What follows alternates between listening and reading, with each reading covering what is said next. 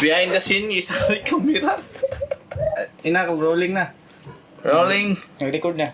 Sa iyong dindig, hindi ako nakaimig. Gusto ko yung mayanig, ngayon ang ulit kinilig. Sa iyong dindig, hindi ako nakaimig. Gusto ko yung mayanig, ngayon ang ulit kinilig. Hindi man, biluso gani. Shoot kami ngayon na ano guys, kanta na bago ilalabas.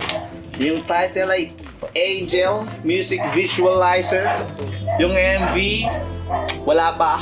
Kasi yung MV gagawin lang natin pag napansin na tayo ng Angel. Parang siyang anghel na dumating sa buhay ko kasi nung nakita ko siya, di na mawawala sa isip ko. Diyos, saktoy kay Diyos. Pag ikaw aking angel sa nag-iisang charel. Ito lang sa gamay. Balag sa anumang battle. Padol sa... Kuwan din Padol. Director natin si Leonard ngayon. Mas gusto ko bigyan ng oras si Leonard ng experience bilang director. Gusto ko siya bigyan ng spotlight sa pagdedirect at sa paggawa ng mga gantong klase. Sana pala rin.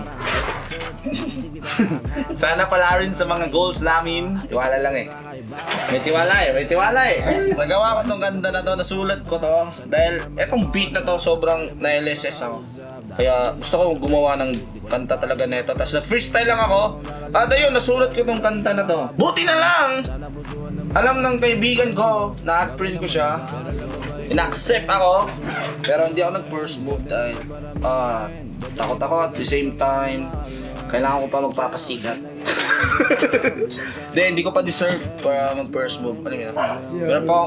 Meron pa akong kailangan gagawin ng mga bagay-bagay para mapansin tayo. Tapos, para maging deserving tayo, pansinin din.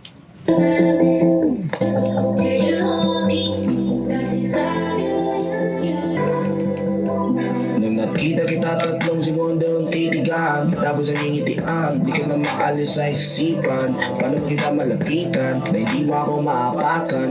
Accept mo na ako sa Facebook, di ko alam paano mag-first move. Mas lalo mong kakalingan, dahil lagi siya nakabang. Sana pusuan naman yung ganda mo, bagay naman yan sa akin. Sa mabaikutin, puso mo seryoso sa akin. Discard nila mabaramihin, dadamitan kita ng mga mamahaling. Laging galing nga dahil lagi siyang nakaabang. Sana pusuan naman yung ganda mo. Bagay naman yan sa angas ko. Sana all, dede. Sobrang ganda talaga niya eh. Crush ko lang talaga. Ibang klase ako magka-crush eh. Crush ko lang talaga. Kaya nagawa ko tong kanta.